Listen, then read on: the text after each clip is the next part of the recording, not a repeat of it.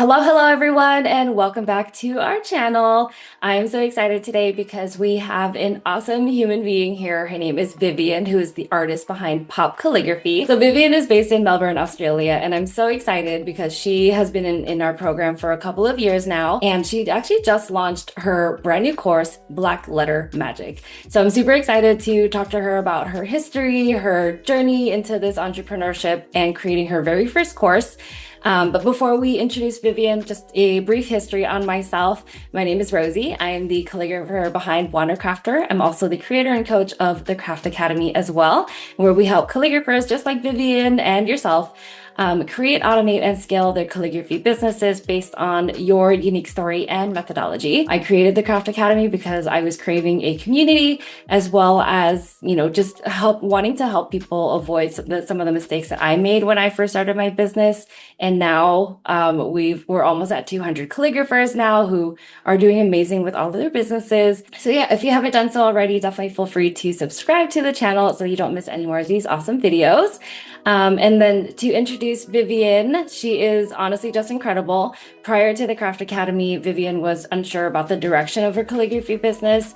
And after joining the Craft Academy in just 2 years, she's been able to achieve just a clear idea of what fulfills her and has worked for amazing brands like Moët Chandon and Dolce Gabbana, just to name a few. So Vivian, welcome. Thank you so much for joining us here all the way from Melbourne. Thanks for having me. Yes, yeah.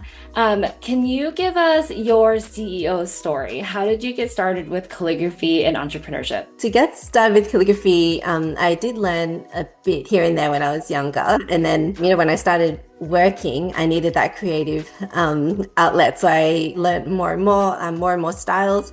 And then eventually it was actually peer pressure from my friends who pushed me to just get an ABN and just make money from it, because I was already doing, a bit of calligraphy here and there for them anyway. So they were like, you might as well be doing this for other people. Since then, I've done a lot of different things in the calligraphy industry. And yeah, I feel like I've finally gotten to a point where I know what I want to continue doing. Oh my gosh.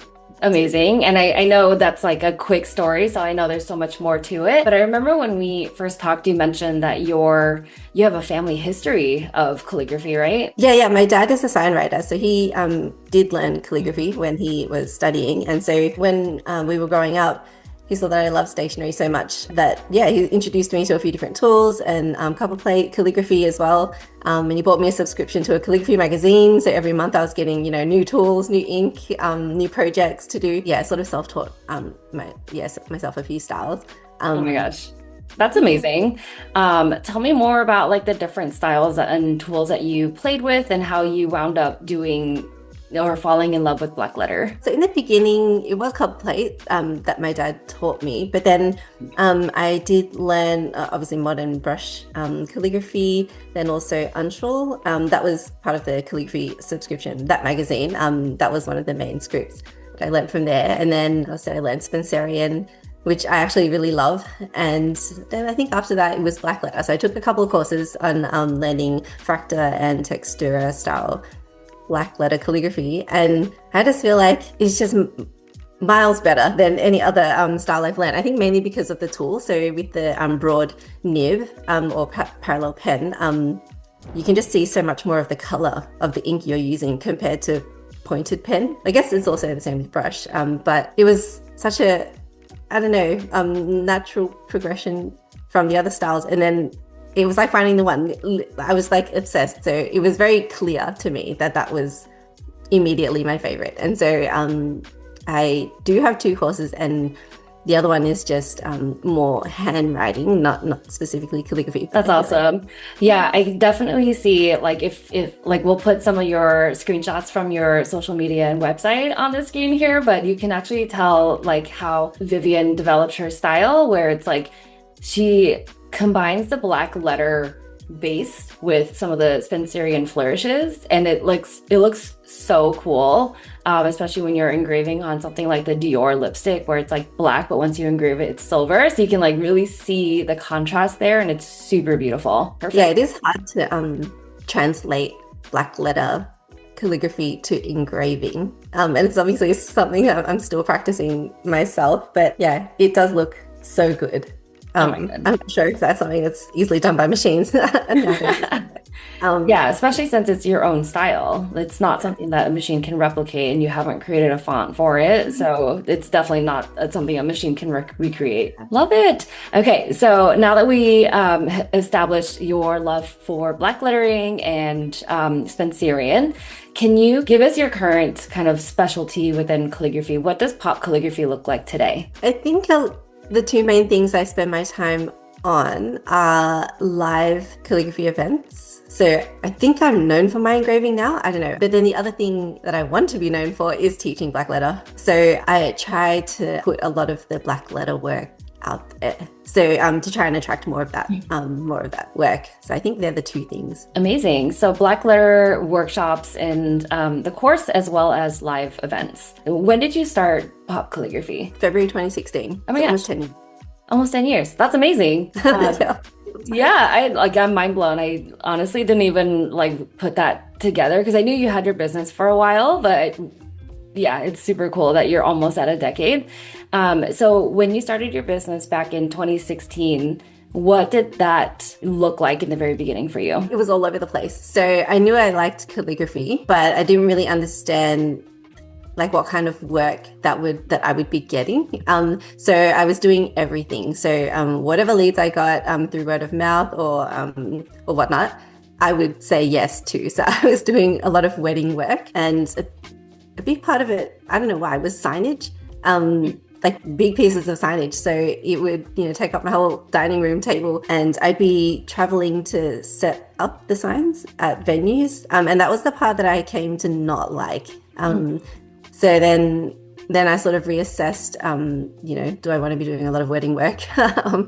But then it did also, I did also get some wedding related work, as in like writing up vows or family trees. And then that's when I started really liking studio commissions. They're much more rewarding. Love that.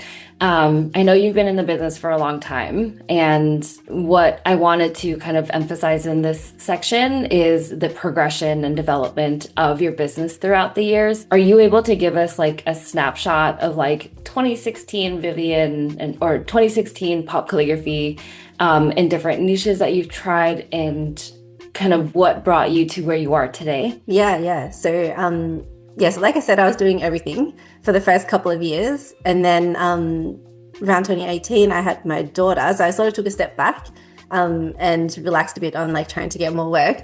But then when I did that, I got a couple of leads to do live calligraphy, like my very first live calligraphy jobs. And they were so exciting. Like I actually really loved it. And the vibe was really cool. Like people were just, I don't know, the kinds of people who are going to these events were so nice. Like I met a lot of business owners, like female business owners as well. And so I think, that's what really drew me to want to do more of that. I am an introvert though, so it was really draining, but also really rewarding. Like I went through that phase, and then there was COVID. So I guess I was doing a bit more discovery into like upskilling, digital calligraphy as well. I did a rebrand, and then slowly I was getting more live calligraphy events, sort of as we were coming out of COVID. So 2021, 2022, what else was I doing? More and more in studio work, like a lot of commissions, which I really came to love. And then I sort of like stopped doing signage and whatnot. That's when I started to say like no to the things that I would dread doing, like traveling to a venue, and then also coming back to take the sign, and then where do I store it? Oh my God, yeah. Yeah. And then after that, 2023, I joined the Craft Academy, and I think from then is when I really wasn't just saying no to the things I didn't want, but it was more purposeful, as in I would actually try and get only the jobs that I want. And then raising my rates as well. That was a big like change in my business. For a long time I was charging like so low. Even my dad, when I would tell him about a couple of the jobs, he was like, what? Even I would charge like 10 times more. Anyway, so I think TCA just really helped me with that, like changing mindset, and also to realize what the market rate actually was and what the where the industry was going, trends in the industry and things like that. I think TCA helped with that a lot. And then then I started releasing. Then I released my first course last year, and then second course this year. And I found teaching to be the most rewarding out of all the calligraphy things I've done. Teaching has been the one. So that's where I am now. Wow. Okay. I love that. I love because everyone thinks like it's an overnight success, or it's, you start a business today and you have a success tomorrow, and it just honestly never works that way. I think listening to Vivian's story from start to finish, or start to present, is super important to realize that, because in the 9 years, not only does your business and your life shift, but like your intentions shift. So from the beginning, you were kind of just wanting to make some money and get your lettering out there. And then now today, it's like you're being more intentional about where you're putting your time, who you're working with, and the impact that you're having on the community, which it really shows, because you obviously glow when you talk about teaching. And you're a really great teacher, by the way. I'm in her Blackletter course, and it is amazing, 10 out of 10. So we'll definitely link that in the descriptions if you guys want to go ahead and purchase that and support Vivian. That would be amazing. So let's kind of rewind to May of 2023. I'd love to kind of pick your brain about your experience with the Craft Academy when you joined. When did you start seeing results once you joined the program? It was probably towards the end of that year, and maybe naturally because that's the busy time of year as well. But I had worked on my website a bit, like leading up to that, and getting leads. And I think that was the start of like that busy season really being profitable, I guess. Like a lot of the time I was actually making money, whereas before it wasn't so much. Like it might have felt busy, but nowhere near like to this. You were like donating your time. I'm like trying to build a portfolio, or take smaller jobs here and there. But then I feel like towards the end of that year is when I made my money back from investing in TCA. But I think like I was also really scared to join in the beginning because it was so expensive. But then like switching the mindset into like the business owner mindset, it is a lot of money, but then you will make that back. Like if you're actually serious about going into business, like you will definitely make your money back, or just keep going until you do, and then stop if you want. But by then you'll realize that you can actually make money from it. So I feel like that was one of the biggest mindset changes, pricing and investing money and like lots of time as well into business. You make it sound like it's so easy, the like knowing what your time is worth and increasing your prices. What pieces of advice would you give to someone who might be in the beginning stages of their business and not really knowing how to price? What would you tell them? I would tell them to join a community like TCA. There's a few others out there. Like you just need to be a part of a community or a network where you like see what other people are charging, and you know what the market rates are or what they should be, like for the different types of things that you do within calligraphy. I think that really helps. But then having said that, I also feel like you should also invest in your skills first, before you invest in like fully into the business, because you need to have both. You need to have skills and also mindset, like a business mindset. But like obviously it's not easy to know. And at first I was seriously undercharging. And like when you come to know how much other people are casually charging and actually getting work for like at that rate, you realize that you can like increase your rate. Totally. Especially if you're severely undercharging like how you did and essentially donating your time, it's really easy to get to that stage of burnout where you're not enjoying what you do. You are no longer excited about your business and wanting to continue it, and you end up going back to your full-time job or doing something else. Business is not all about money, right? It's about your why and your North Star and why you're doing this in the first place. But having that money definitely helps to helps you live the life that you kind of envision for yourself, contribute to the family, invest in other courses, invest in your skills and things like that. So I know you've invested in multiple courses, whether they're skill-based or business-based. you mentioned that you want to, or that you should invest in your skills first. So I guess based on your experience in investing in other courses, what do you feel like, what really set the Craft Academy apart from some of the other courses that you've invested in? Definitely with TCA, the weekly coaching sessions, the live ones where you can ask questions and actually get individual like attention and with like actionable answers, like advice. That's been the one thing that's been good, as in continuously. I know anytime like I need advice or have a question or whatnot, I can either post to the Facebook group, or I can join the coaching call, like it's same time every week. And then I feel like, oh no, yeah, the weekly coaching sessions have been really good along the way, because obviously I've tried a lot of different things, and then every time like I've thought of trying something new, we'd ask the TCA members, there's usually someone who's done it before, so then I can get the advice on that, and it's quick responses as well. So if I do, like if I'm trying to quote something for a client, then I can ask in the Facebook group and someone will come back to me like, that day or the next day, which is really good. It's really handy. Yeah, I feel like that's really nice too. It's like, obviously you're in a different country than I am. It's nice to have a program where it is a global network, where we know what people are charging in Europe, in Australia, Canada, US, like everyone has a different like market and different pricing structure. So it's nice to be able to compare that. And maybe Australia and New Zealand may not be exactly where the US is, but the US is really paving the way for that. So when you see us charging anywhere from like $300, $400 an hour, that's like a beacon of hope and like what your future could be once we get that industry there. Yeah. I think it is slowly moving towards there.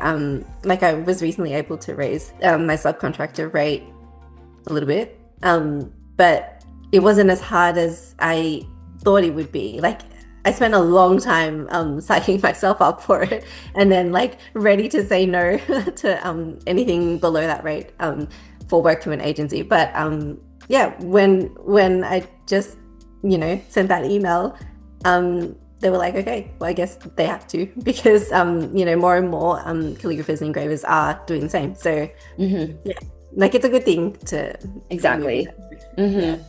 Yeah, I think a lot of people have that limiting belief where they think if there's more calligraphers in my area, that means there's more competition. What would you say to that? It actually means there's more work. And also I want to make friends with more calligraphers and engravers, because if you're not available for something, then you can refer the client to someone else. Like then it's not like the client's like, oh, then we can't have that activation anymore. Like it's nice to be able to refer fellow calligraphers, and then when you need someone to fill in for you, there will be someone. But you have to network and like give and take. Like you have to give referrals before you can sort of take them. Absolutely. Yeah, that's definitely the community competition mindset of like knowing that there's more opportunities out there than you can see and imagine, and having that network really does help to boost the industry together, because when one person wins, even if we're in a different country, then the other person is going to win too. It may not be today, it may not be tomorrow, but definitely down the line. So I'm really happy to hear that your subcontractor rate has gone up, and I'm sure your studio rate has gone up as well. It's been really amazing to just see your progression throughout these past 2 years, to know that you've been able to increase your rate, create 2 courses, and there's so much more coming down the pipeline for you. So I am super excited, and I would love to share more information about your Blackletter Magic course and your handwriting course. So can you tell us more about some of the different courses that you're offering, and why Blacklettering Magic is exactly that, magic? Well, the first course I put together, how to make handwriting a superpower, was for sort of 2 reasons. So I was getting questions on how to engrave the way I do. Maybe I was known for that back then, like how it was so smooth, consistent. So I've put together a course to teach that script, that exact script. It's more of a monoline script that I use for engraving. So I wanted to teach that, but then I also wanted to include a lot about the why that you should learn calligraphy and how to apply it in ways other than engraving to, help with your like as more of like a mindfulness activity. Like these are the ways you can actually apply calligraphy in ways that will benefit your life. So that course was like twofold. And then I really enjoyed that one, although the process of putting it together was a bit very new to me. So it did take a long time sort of to put it together. And then I found the second time for my second course, Blackletter Magic, it didn't take as much time because one, I had a bit of experience putting together the first one, but secondly, I really, really love the script. And I think that just made it so much easier to put together the workbook, like do all the admin, like all this, everything that's involved in putting together a course. And so I feel like the second course, Blackletter Magic, is probably the favorite child of mine. I'm very biased, but I just feel like knowing such a unique style of calligraphy, one that's not so mainstream, can so easily transform things into better things. Like when you're personalizing, like when I do the Blackletter engraving on a Dior lip glow, immediately that transformation is so big. Like that is one of a kind that like not many people, I guess, can do that. And that's the magic for me. Like, to be able to learn this skill, even if you're not intending to make money from it, you can personalize these. You can make cards. You can, do a whole bunch of things. And I've put all these applications of Blackletter calligraphy in the course.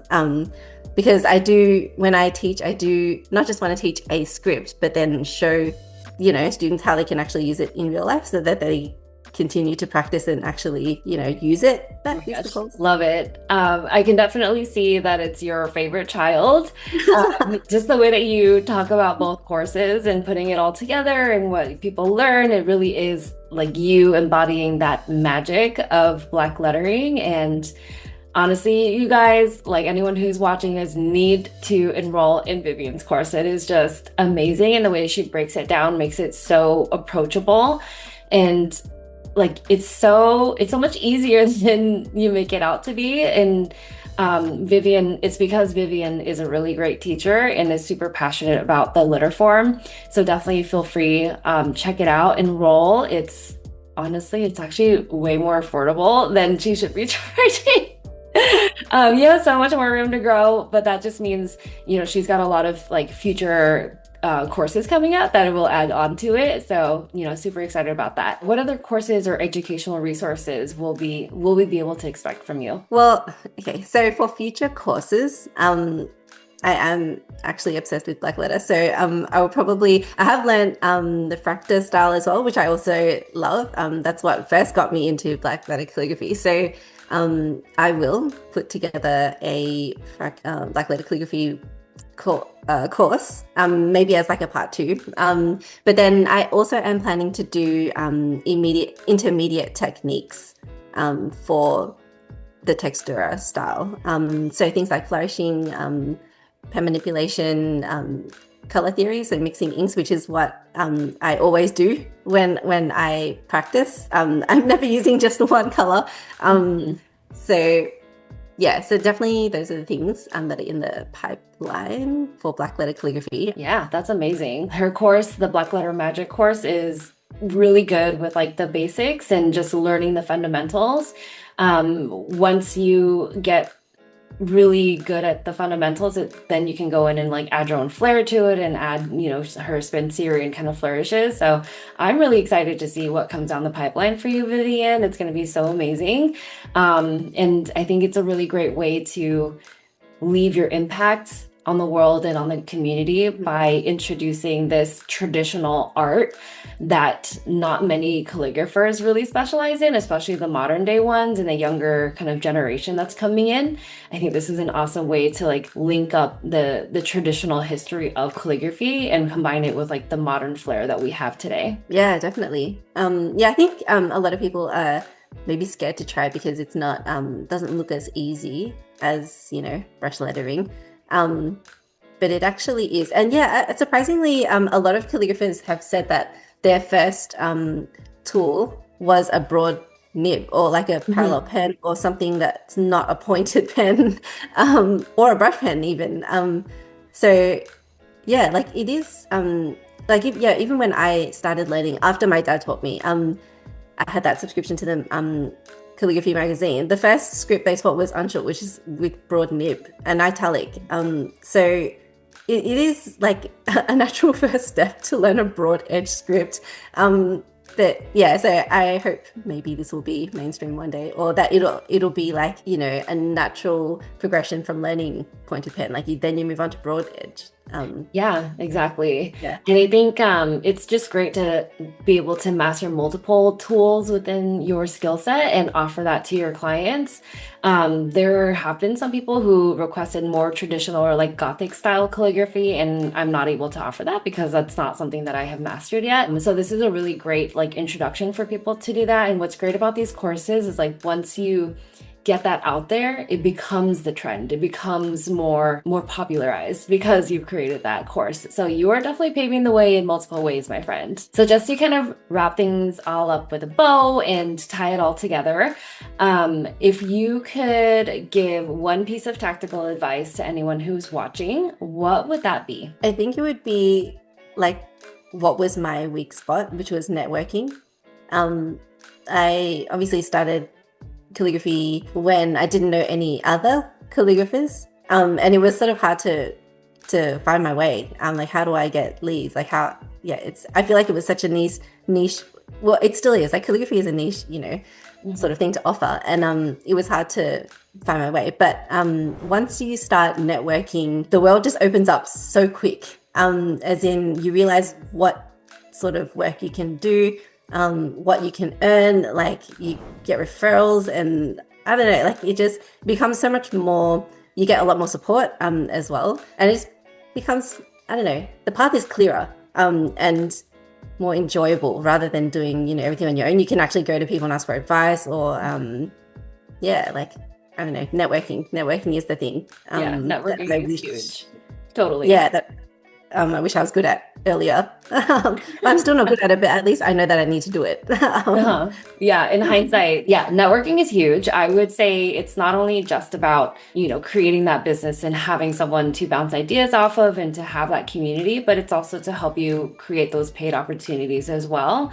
Like when you're out at an event, networking is huge. Like you do want to network with the people who are at your event, not only within the company that you're working for, but the neighboring kind of kiosks and associates as well, because those are going to turn into future paid opportunities as well.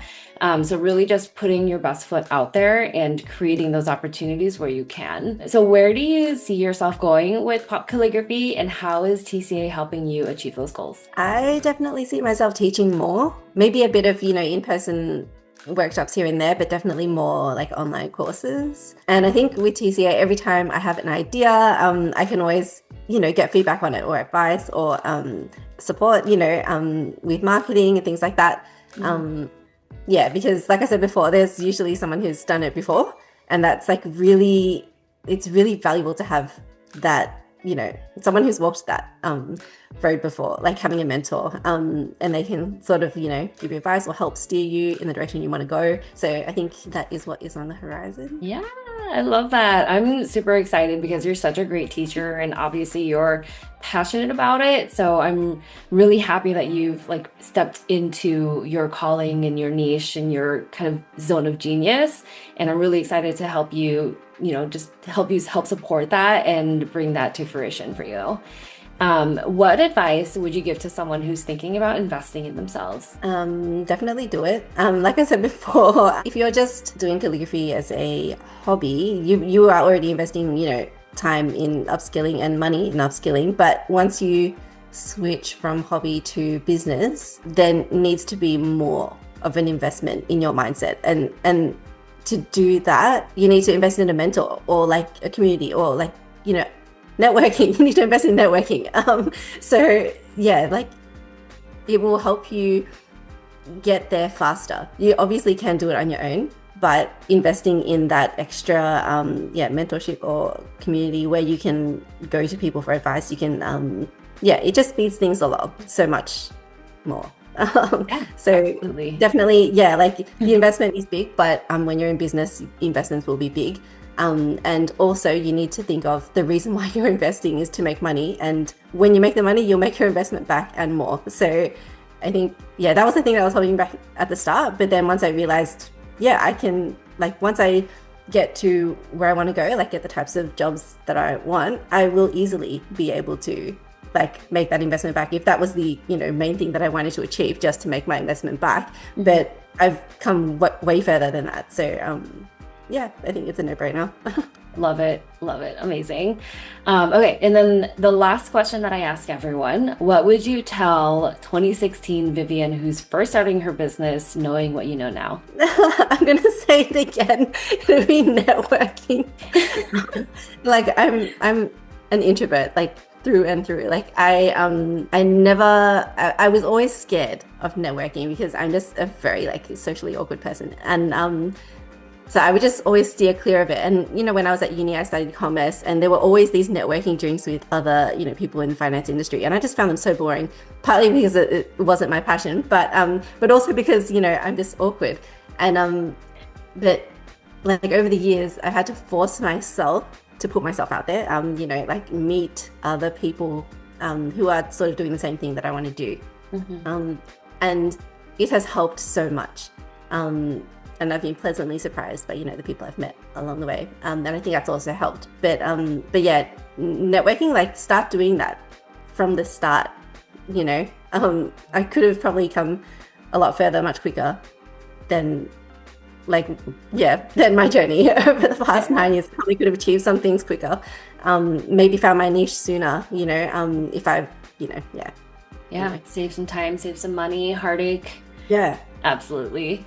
Oh my gosh, amazing. Well, thank you so much, Vivian, for coming on here and sharing your story. It's been an honor to be able to see the evolution of your business, to go from, 2 years ago, I feel like that was like yesterday, but to be able to see you grow through all the different phases in your business and in your life. Not to mention she's a mom of two, right? Two little babes.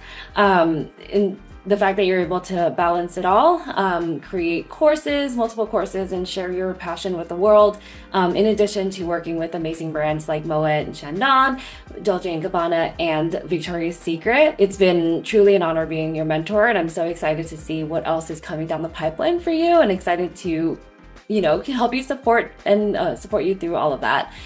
So for anyone who hasn't heard about the Craft Academy yet, please feel free to check that out. Go to wandercrafter.com/apply. It's a step-by-step coaching program on how to go from 0 clients in an expensive hobby to then working with your dream clients and scaling and building the business of your dreams. You'll speak to a real life person on Zoom, just like this, and we'll be able to talk about your specific business and put together a plan for you. And hopefully we can get you into the program, but if not, we get to meet you and build that friendship and support you along the way. But yeah, with this transformation that Viv has experienced, we're here to prove to you that our methods work around the world. She's in Australia. We have people in New Zealand, South Africa, Germany, UK, Amsterdam, Canada, and of course the US. And we're continuing to grow and pioneer those small areas for calligraphers as well. So if this interview resonated with you, you want this transformation for yourself, please go to wandercrafter.com/apply, and we'll talk to you soon. Thank you so much, Vivian. Any last words for us? No, I don't know. Actually, where can people find you if they want to connect with you? I'm definitely on Instagram. I'm pop.calligraphy on Instagram, but I am hoping to do more things on YouTube. So, ooh, how exciting! All right. Well, thank you so much, Vivian. Thank you, everyone, for tuning in, and we'll see you next time. Bye. See ya.